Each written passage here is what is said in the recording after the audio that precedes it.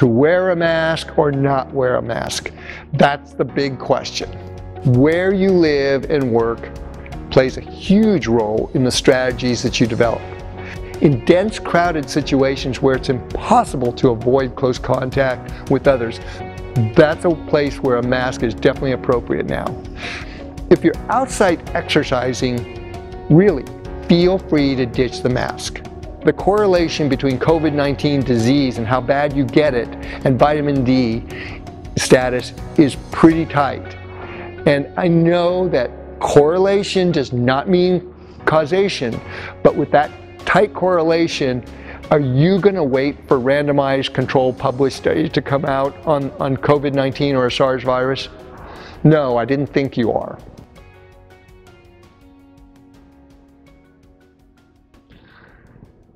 Hi there.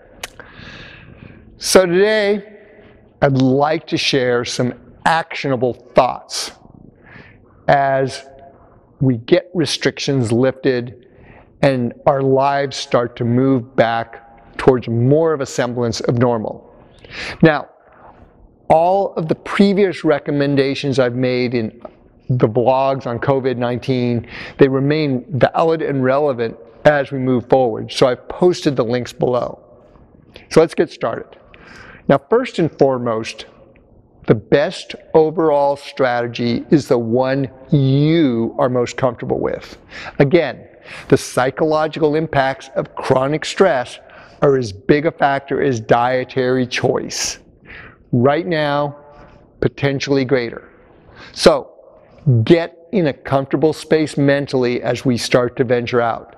This means moving past that state of fear, and as I've said at the end of my last vlog, use your ability to think and reason to tackle that last mile of the internet autobahn and make the strategies work for you. And in doing so, take full responsibility for those choices you make rather than second guess yourself and rely on others. And that's because taking responsibility is empowering, and this will spill in to every aspect of your life beyond COVID-19. Now, second, make sure before you get started to take the time to go out and see a loved one that's at risk. And I'm speaking about somebody within driving distance. Let them know there's going to be a gap in physically seeing them as you integrate back into society and have that higher exposure rate if you're not already been exposed. And keep in touch with calls and video chats as the option. Now, third, your vitamin D status. Make sure you get that optimized. It's an OFM constant, but it's especially germane to COVID-19. Now, personally, my option is anything below 50, not 30, is deficient. And for an athlete, I actually like to see them hover between 70 and 90 nanograms per deciliter. Now, why do I say that? Because the correlation between COVID-19 disease and how bad you get it and vitamin D status is pretty tight. And I know that correlation does not mean causation, but with that tight correlation, are you going to wait for randomized controlled published studies to come out on COVID-19 or a SARS virus? No, I didn't think you are. So, if you've not already done something proactive about maintaining a healthy, optimal vitamin D status, get started. Now, all this being said, vitamin D is not as simple as taking a bunch of supplements. And that is a subject for another vlog and beyond. So if you want to get started, want some individualized help, we're here to help. Now, fourth, where you live and work plays a huge role in the strategies that you develop. Living and working in a place like New York City will demand almost a 180-degree difference in how you interact and do things as opposed to living in, say, West Texas. Fifth, who you live with plays a big role. How are those people that you live with in terms of their health and immune system response? Who do they interact with outside of your home? think about this, communicate with those you reside with, and work out strategies that everyone is comfortable with. Same with those that you work closely with. Communication, get comfortable. Get everybody on the same page. Now, sixth, to wear a mask or not wear a mask. That's the big question. Now, first and foremost, your psychological, emotional comfort zone should be a prime determinant. Avoid the stress, but at the same time, do consider whether that absolute need to wear a mask, wash your hands, wipe, and sanitize at all costs is part of a larger OCD behavior pattern, and get help. Second, in dense, crowded situations where it's impossible to avoid close contact with others, like riding on a subway, or walking on a crowded sidewalk, or flying on a packed airplane or a bus, that's a place where a mask is definitely appropriate now. Third, do you have any symptoms of a bug of any kind? And that's because COVID-19 presents with a multitude of potential symptoms. So it's probably a good idea, if you're feeling off, to wear a mask to prevent transmission.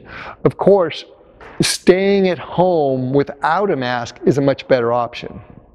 Now, fourth, do you know or will be working around somebody who is in contact with people or patients who have COVID-19 or suspected of that?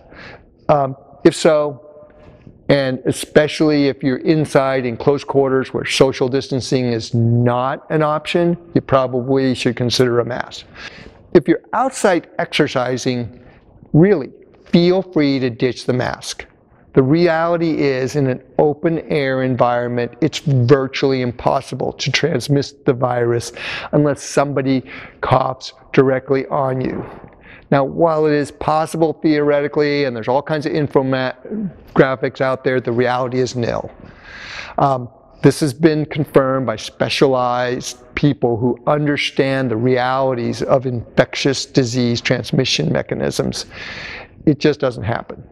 Now, ironically, getting outside and ditching the mask and focusing on improving your aerobic capacity is probably one of the best preventative measures you can take against COVID-19. Sixth, these public venues where social distancing is available and practiced, again, the reality is at this point, viral transmission versus via contact and air is extremely low. You really have a much greater chance of getting into a car accident than exposure to COVID-19 going and coming from something like this. But if your personal reality, your thoughts dictate that it is possible, then by all means use a mask. Now, seventh, if you do contract COVID-19 or are symptomatic or not, take the recommended precautions. Stay home, self-isolate, stay hydrated. Use extreme precaution if someone you live with is at risk. And that's because you may or may not transmit the virus to those close to you. So even they need to be aware and assume they have it. Now, finally, this really all boils down to freedom.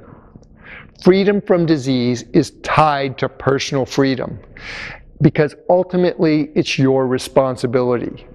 More so, because of the resources available on the internet, Autobahn, nobody is better suited than you to take that responsibility.